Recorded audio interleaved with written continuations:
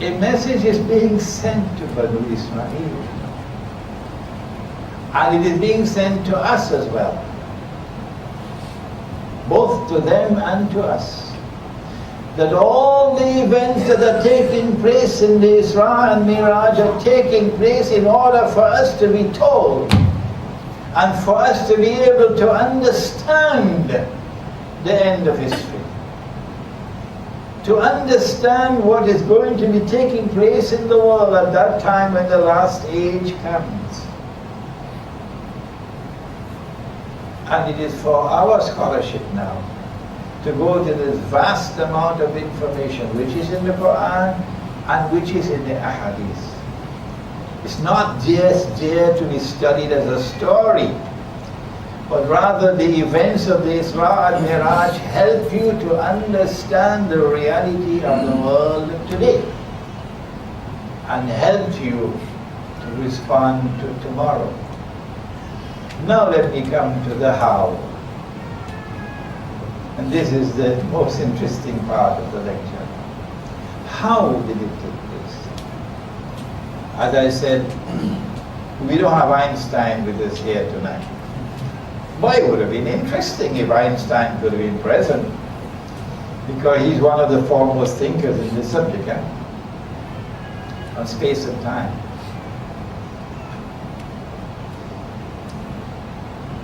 What happened in the Isra and Miraj is that Nabi Muhammad ﷺ was transported from this world of space and time to other worlds of space and time,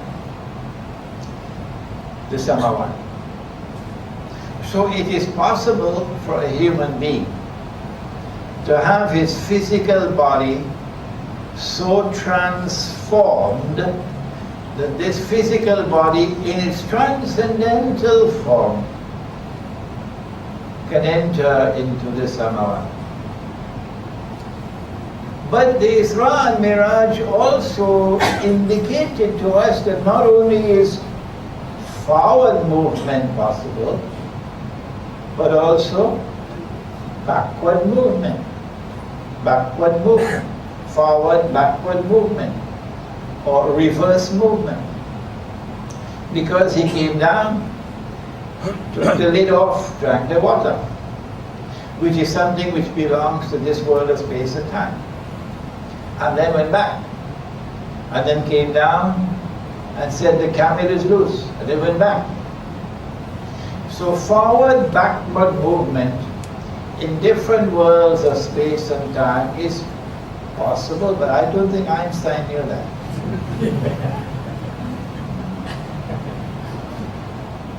Why is this so important for the last age? How is Isra and Miraj communicating to us immense knowledge which is of absolutely strategic importance in the struggle to defend ourselves against the oppressors who are oppressing us around the world? I'll tell you why. At the heart of the last age is a mastermind created by Allah. He's called Dajjal. He is the mastermind who has created modern Western civilization. He's brilliant. Brilliant. Dajjal. Now Allah created him. Allah programmed him. The modern scientific and technological revolution could never have been delivered by any people other than the European. No other people could ever have done it. Only the Europeans. Why? Because there's nothing in history to explain, giving the antecedents, that the modern scientific and technological revolution emerged because of the legacy which led to it. No.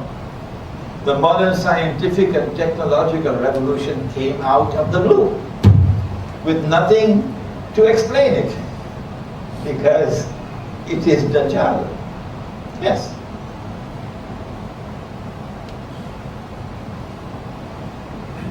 The Prophet said, alayhi salatu wasalam, of course you know that Dajjal was created to impersonate the true Messiah. So he has to one day rule the world from Jerusalem. You know that. This is the end of this book. And when he rules the world from Jerusalem, he has to say, I am the Messiah. Of course, that would be a lie. Why? The true Messiah is the son of Mary. We all know that. When he rules the world from Jerusalem, and he's very close to doing that now. Very close. That's why you have to study international politics, international economics, international monetary economics, strategic affairs, to understand how close he is to ruling the world. When he does that, and the people believe that he is the Messiah, then he can rub his hands and say, mission accomplished. But in order for him to do that, he must first liberate the Holy Land for the Jews. Because the Holy Land is under Muslim rule. He's already done that. In 1971? 14? You got homework to do. 1917. The British Army defeated the Ottoman Islamic Army in 1917. He has to bring the Jews back to the Holy Land to reclaim it as their own. Between 1917 and 1948, while the Holy Land was controlled by Britain under a mandate conferred by the League of Nations. He has to restore a state of Israel in the Holy Land and get them to believe that this is Holy Israel. He's already done that. He created this Israel, this imposter Israel in 1948. You're not answering me convincingly. And then he has to get this Israel to become the ruling state in the world. Ask, what's his name? Barack Hussein Obama. Ask him who's ruling the world. And Barack Hussein Obama will tell you, Israel is ruling the world already. But behind the curtain, Israel has to wage big wars in order for Israel to replace the United States. The US dollar has to collapse, the US economy has to collapse. And now Mr. Putin has just agreed, hours ago. He's finally accepted, just hours ago, that the reason why the head of the International Monetary Fund was arrested on a trumped-up sexual charge was because he got the information that there was no gold left in Fort Knox. Who took the gold out? Ask Israel, no? Why don't you ask Israel? So the US economy is just waiting to collapse. It has to collapse. There's no way else it is not possible to survive. And once the US economy collapses, that's the end of the US as the ruling state in the world.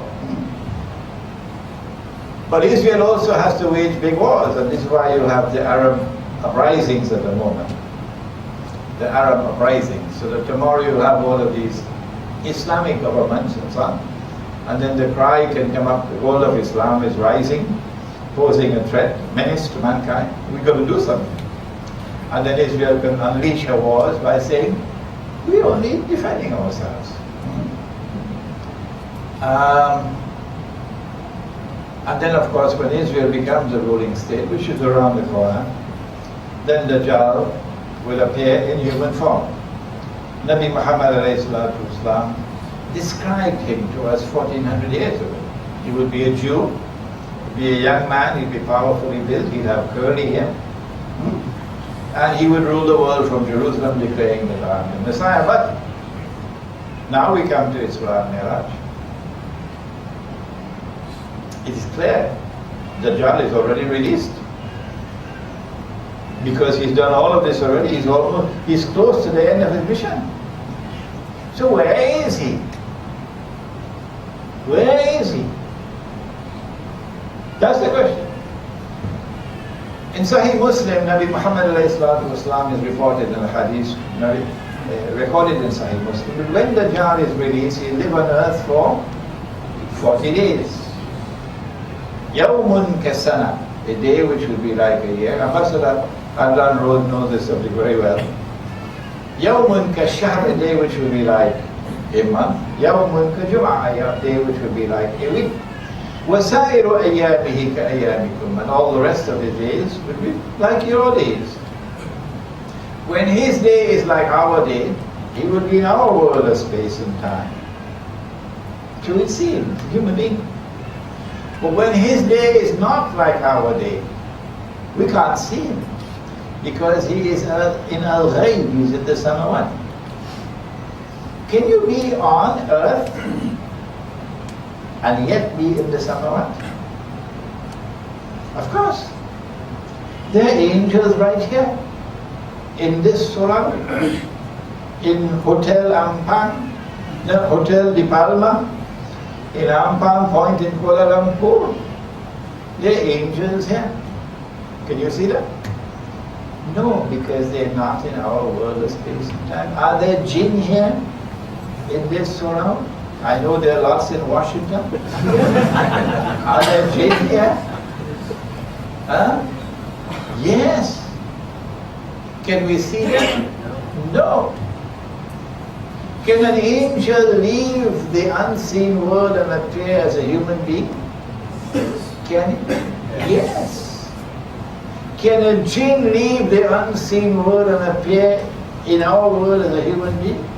Iblis did it. Can there be backward and forward movement? Backward and forward movement between that world and this world, so we never see the person.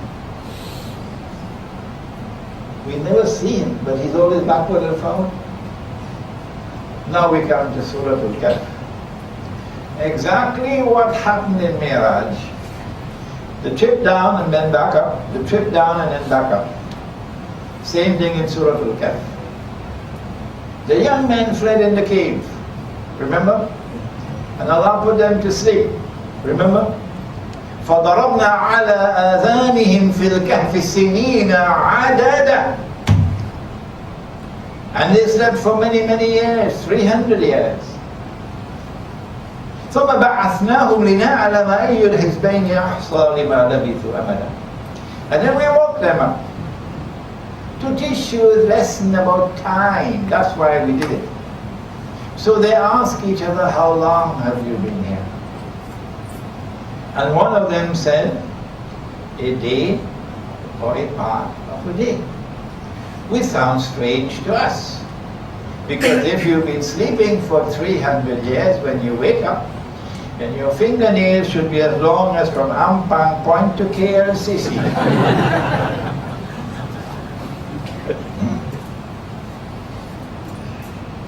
But although they slept for 300 years, they were still biologically the same age. No change.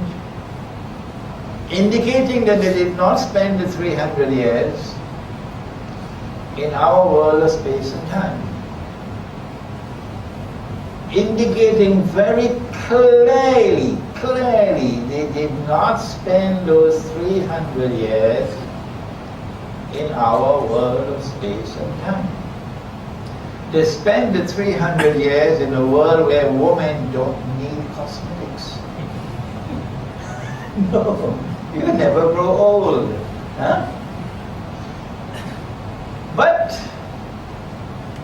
we are now faced with a difficult situation. While there is incontrovertible evidence that they did not spend the 300 years in our world of space and time, there is also incontrovertible evidence that they did spend the 300 years in our world of space and time. What is it? وَنُقَلِّبُهُمْ ذَاتَ الْيَمِينِ وَذَاتَ الشِّمَالِ. The sunlight entered the cave morning and evening, from the right and from the left. In the daytime, the sunlight did not enter the cave. And the bodies of the young men rolled to the right and to the left morning and evening. Rolling to the right and rolling to the left is space. Morning and evening is time. So for every single day of those 300 years, the bodies of the young men were in this world of space and time. Incontrovertible evidence. How do we solve it? I wish Einstein was here. Answer: backward and forward movement that was continuous. Continuous. And so Dajjal is involved in backward and forward movement, which is continuous. So he is here. He is the mastermind who has given us the modern age. And yet you cannot see him. Finally, can we take a look out there? Because if we can take a look, we could do a lot of things in Afghanistan now. We could make life very difficult for them in Afghanistan and Iraq, in Libya, and wherever, in Syria, wherever else in the world you have this curious phenomenon called, have you heard of it before? Yankee Jihad. Yankee Jihad. One in Libya now, a Yankee Jihad. Yeah, one in Syria now, a Yankee Jihad. Yes, it is possible for us. This is the conclusion of the lecture. Isra and Miraj is telling us one of the crucially important things that come out of Isra and Miraj is that Allah is informing us that we have the capacity to penetrate the samawat. In order for that penetration to take place, however, the angels first had to split open the chest of the Prophet ﷺ, take out his heart and wash it, and then put it back in and seal it, and then there was a seal at the back, the seal of prophethood. So in order for us to be able to penetrate the samawat, we need to bring purity to the heart. If you could do it in downtown KLCC, go ahead. My opinion is not possible. When you see haram all around you, and your heart does not shiver and shake, nothing happens to the heart, then that is not a heart that is fit to travel. But if you go to the remote countryside, the Malay call it kampung, and you know that you are in the remote countryside when you can't use a cell phone. When you cannot use a cell phone, now you know you're in the remote countryside. And in the remote countryside, you try to restore that heart. That heart, which when it sees haram, the heart would shake and shiver. There's not only haram all around us today. There's that haram over which Allah has declared war.